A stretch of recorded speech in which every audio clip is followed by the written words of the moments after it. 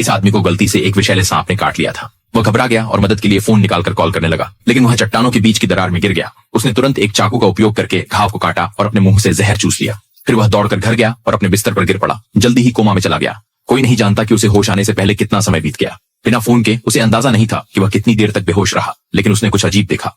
वह मरा नहीं था और उसके हाथ का घाव पूरी तरह से ठीक हो गया था। उसने चेकअप के लिए अस्पताल जाने का फैसला किया, लेकिन जब वह अपनी कार के पास गया तो उसने देखा कि वह धूल से ढकी हुई थी, जैसे हफ्तों से नहीं छुई गई हो। उसने विंडशील्ड को पोंछा और शहर की ओर चला गया। जैसे ही वह अंदर गया, उसने महसूस किया कि कुछ गलत है। सड़कें सुनसान थीं और हर जगह सामान बिखरा हुआ था, जैसे लोग घबराकर भाग गए हों। तब उसने देखा कि एक लाश जमीन पर पड़ी थी, जो काफी समय से मरी हुई लग रही थी। उसने इधर उधर देखा और एक निकासी नोटिस पाया। तभी उसे पता चला कि कुछ भयानक हुआ है। वह जल्दी से अपनी कार में बैठा और अधिक जानकारी के लिए एक बड़े शहर की ओर चला गया। एक रेडियो प्रसारण के माध्यम से उसे आखिरकार सच्चाई का पता चला। वह 3 हफ्तों तक कोमा में था और उस दौरान एक घातक वायरस फैल गया था, जिसने तेजी से फैलकर लगभग पूरी मानवता का सफाया कर दिया। वह निकटतम शहर लास वेगास पहुंचा।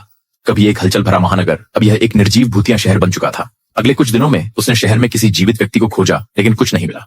टूटने के कगार पर वह देश की सड़क पर तेज दौड़ने लगा। पूरी तरह से उम्मीद खो चुका था, लेकिन फिर अचानक एक कुत्ता बीच सड़क पर दिखाई दिया। यह भी किसी तरह वायरस से बच गया था। कुत्ते को देखकर उसने आशा की एक किरण महसूस की। वह कुत्ते को अपने साथ लाइब्रेरी ले गया और जीवित रहने का ज्ञान, चिकित्सा, बिजली, जल प्रणाली और अधिक का अध्ययन करने लगा। और फिर उन्होंने और कुत्ते ने एक पूरे साल साथ में जीवित रहकर बिताया। जैसे ही वह इस नई जीवन शैली के आदी हो रहा था, उसने अचानक दूर एक घर से धुआं उठता देखा। इसका मतलब केवल एक ही हो सकता था, वो अकेला जीवित बचने वाला नहीं था।